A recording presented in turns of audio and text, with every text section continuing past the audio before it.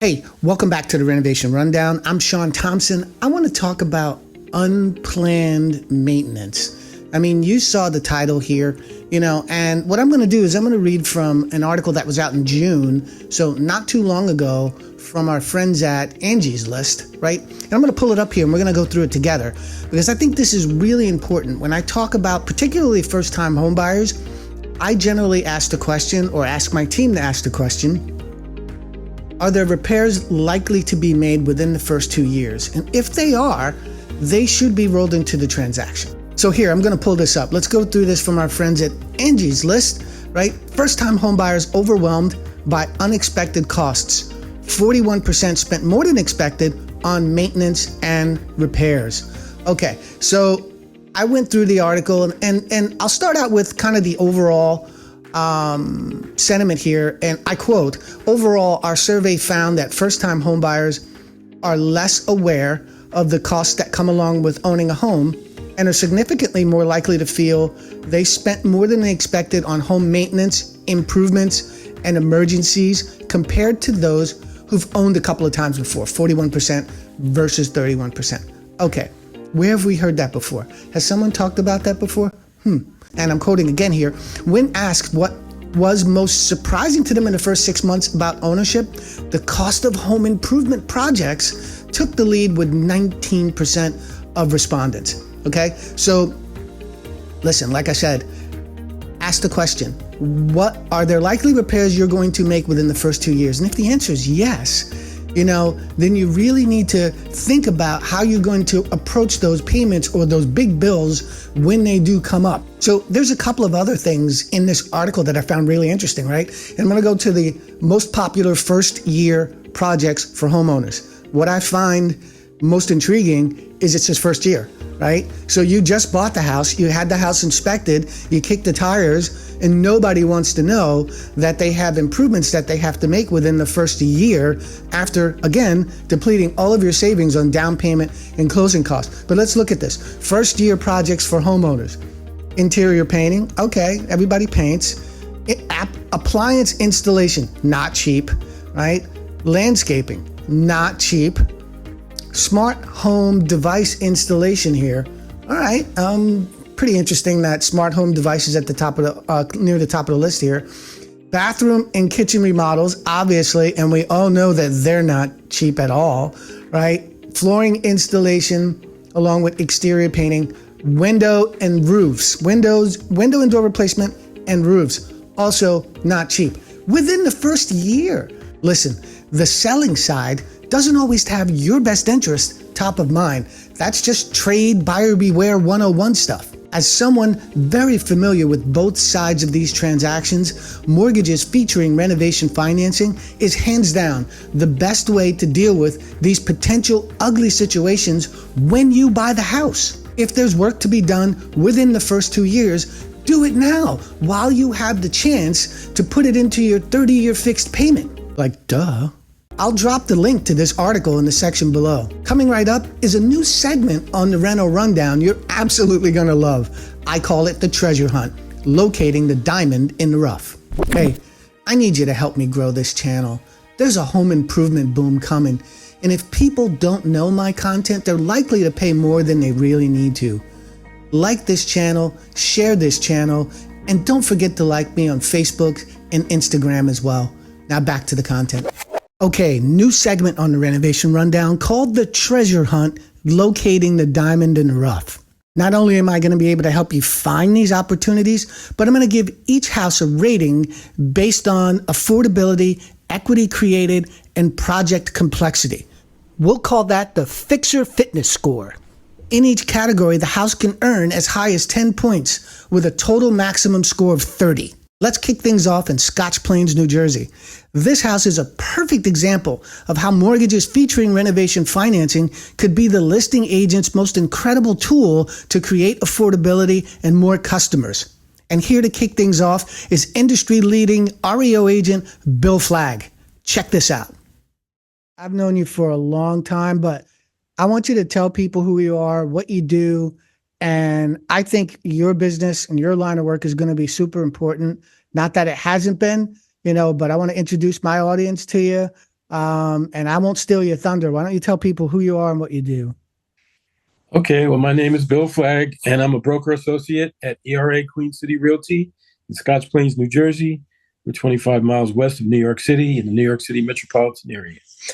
For my first 11 years of my 42-year real estate career, I did primarily traditional residential real estate. And in 1993, I started in the world of REO. And the world of REO is a lot different now than it was then. And, I was there before the financial crisis and, when everybody had hundreds of properties. And it's an interesting business. It's a lot of work and it's not easy. And there's a lot more to it than just being a listing agent or a selling agent. You have to be a property manager and you have to do a whole lot of other things that you don't get paid for until you close on the property. Now, I and thank you. And I tell you, I refer to REO agents as super agents for a bunch of reasons that you just described there. But what does REO stand for? I know what it is, but maybe they don't. Yeah, it's a real estate owned. That's the term REO, real estate owned. Right. And for my lenders out there, it's one of my keyword search terms when you go online and use Zillow to back your way into less than perfect homes. REO is a great keyword search terms because most foreclosures, which is what an REO is, are not in good shape. Would you agree with that, Bill? 100%.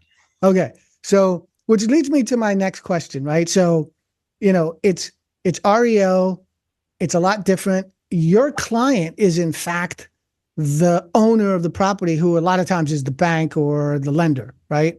That had to take the property back, which is how they end up getting in such poor condition, right? And it's different than a traditional seller and buyer agent relationship.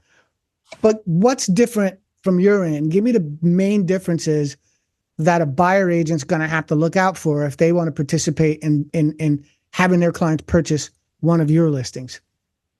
Well, buying REO is not for the lighthearted to begin with. From the buyer's agent side, the buyer, has to understand that this is not a traditional transaction and there's not going to be negotiations based on your home inspection and all these other things that come up after you sign the contract. So that's probably the number one thing is once the contract is agreed to at that price, that's the price that you're buying the property for, no matter what the condition is. And that's what as is means. As is means as is. They're not doing any price reductions. They're not doing any credits or anything else like that. So that's primarily the major difference.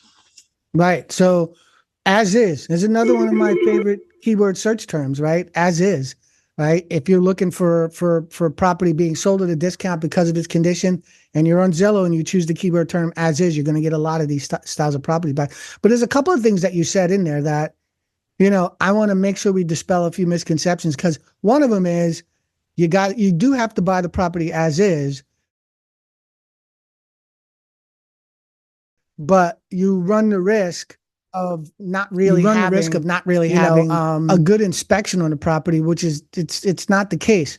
They give you a good degree of time to kick the tires and find out what's wrong with the house. So when you make an offer, it's coming from it's coming from an informed place, right? The misconception is you don't get a chance to really know what's wrong with the house, when in fact you do. You just don't get to change it after you make an offer. That's right. And they do have the 10-day inspection period and they do have the opportunity to get everything inspected. And if it's more than what they're willing to deal with, then they can, back out of the contract and get their earnest money back. And there's no issues with that. Yeah. And I guess one of the other questions is,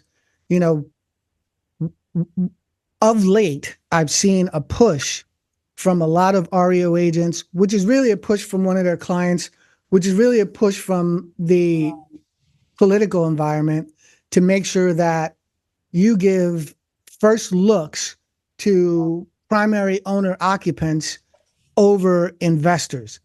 Would you say that's going to continue and probably get bigger? Well, that's been around for many years and it should continue because owner occupied properties are better for the neighborhoods. The neighborhoods are more well maintained and they have more pride of ownership when the owners actually live in the property and keep the property up. And by the way, primary owner occupants pay more than investors do, right?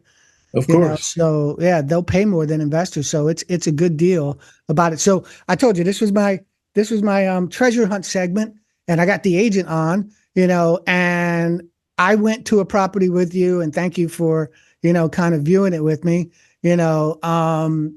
I'll say thank you now because it didn't smell too great in there, but we won't talk about that yet. But let's talk about 422 Myrtle Avenue, which is a perfect example of what we're talking about, right?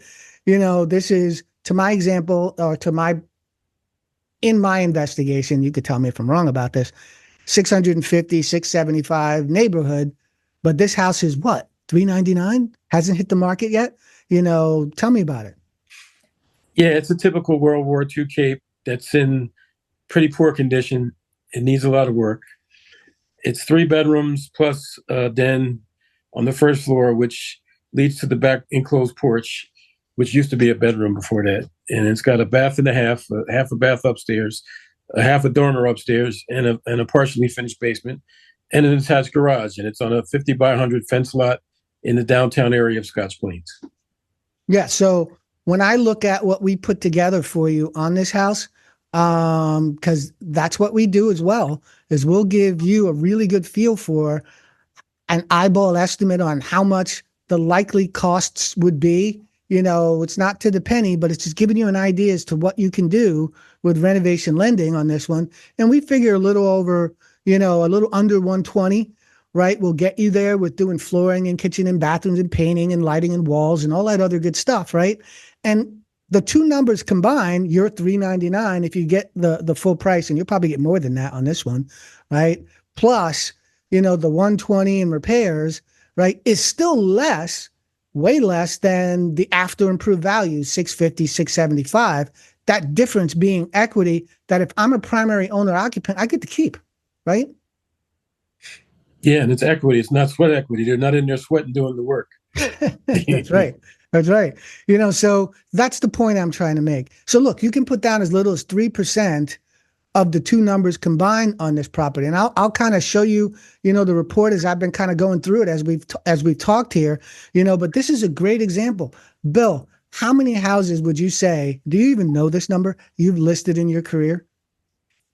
Over 3,000. Over 3,000. That's a pretty darn big number, right? And most of them have been REO properties that are in poor condition, right? Yeah. Yep. So I'll tell you what, keep doing what you're doing, because I think it's going to be super important with inventory being an issue. And the bigger issue, more than inventory, is going to be affordability. And there's no more affordable way than, particularly for first-time home buyers, than to find a home being sold at a discount, what you do, and then getting the money to repair it and putting down as little as 3% of the two numbers combined. It's the best way to get those projects in. It's the best way to get your house customized. And I think REO agents are going to play a major role going forward. Bill, thanks for spending a little time with me on this. And we'll see you soon. Thank you. Thanks, Bill. Great job. Let's see how this house does on our Fixer Fitness rating. Okay, let's look at our first metric, affordability. Now, I'm going to use the Housing Affordability Index, which measures whether or not a typical family earns enough income to qualify for a mortgage loan on a typical home in a specific area based on current prices, interest rates, or income levels. It's commonly used in the real estate industry to gauge housing market affordability for average home buyers. Okay, that was a mouthful. I get it. I'm going to show you what it looks like. Now, the Housing Affordability Index uses a baseline of 100.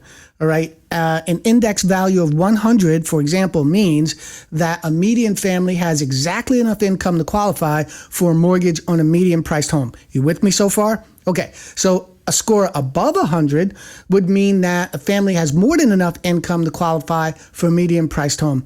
Whereas a score below 100, all right, would indicate that the median family does not have enough income to qualify for a median priced home. Most of the country is below, which is why you hear the term affordability thrown around. That housing is not affordable, or the affordability index has been quite low for a little while, meaning your average household income does not support the amount of money needed to buy the average medium priced home. Okay, I don't want to go into too much here, but I do want to apply that index to this particular property, right? And if you use the formula, basically the housing affordability index for Union County, New Jersey, which is where this house is, given a median family income in that county is $98,000, and the median home price is $599,000 at 6.5% interest on a 30-year fixed, which is what I use. The score for the county is 80.89. Right? So it's already underneath 100, meaning a lot of people can't afford the median house price in New Jersey, although 80 is not too bad, right? Now, here's what happens when we apply it to this particular transaction. Remember, we're going to buy for $399, we're going to do 100 in repairs, and that becomes our benchmark. So a 519 at the same 6.5 rate, the affordability index would be 93.36. Right? So pretty significant amount higher than the average. As a result, on affordability, we're going to score this one a 7 out of 10. Okay, so our next scoring category is equity. How much equity are we creating? Created equity is what we're going to call it, right? So if I go to Zillow here and let's find a comparable home, and actually this one's in the neighborhood that our house is in, and it looks like it's nicely done on the inside. You can see here, all right, about the same size. You have 4 bedrooms, 2 bathrooms. Ours says 1.5, but we could make it 2, right? 2 full, right? And this one's $645, right?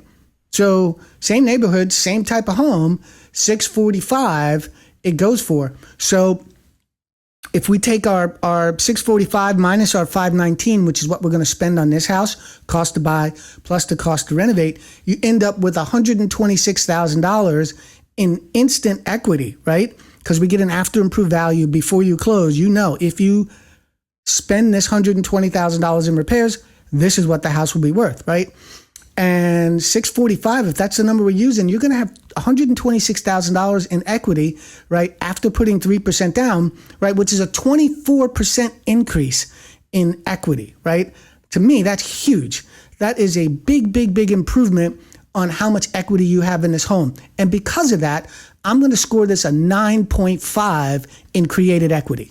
Our last category here is project complexity, right? How difficult is it going to be to perform this project? And when you look at what the proposed scope of work is, the repairs, right? It's flooring, kitchen, bathrooms, painting, lighting, walls.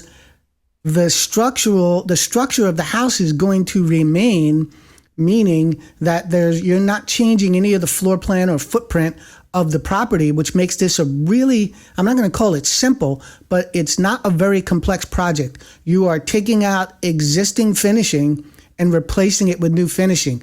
Kitchens, flooring, bathroom, walls, right? And then that patio and deck out back, will be redone. Again, not changing the floor plan or the structure or the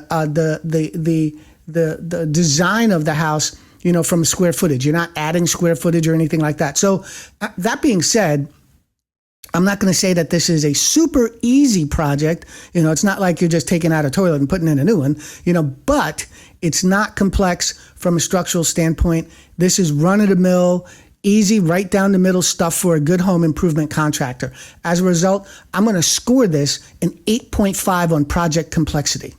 Okay, so let's tally that up. We have affordability at 7, right? We have equity created at a whopping 9.5. Remember, 24% instant equity you create. And then we have project complexity at an 8.5, right? Meaning it's not that complex. The higher the score, the least complex that project is, right? The less complex that project is. You combine all that together, and I got here 25, right? Which is in the fantastic category, right? Anything below 10, not so good.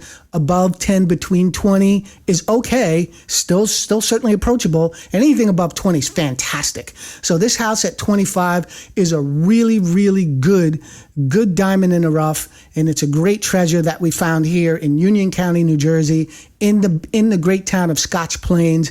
All right, so this has been the treasure hunt segment of the Renovation Rundown. We had our agent come on, walk us through this house. Folks, you can find these homes everywhere. You can find them everywhere. I taught you how to do it, and I'm going to bring you this segment from time to time where we go looking all over the country, for really good treasures, diamond in the roughs, so you can find affordability and get exactly what you want. I'm Sean Thompson. We'll catch you guys later.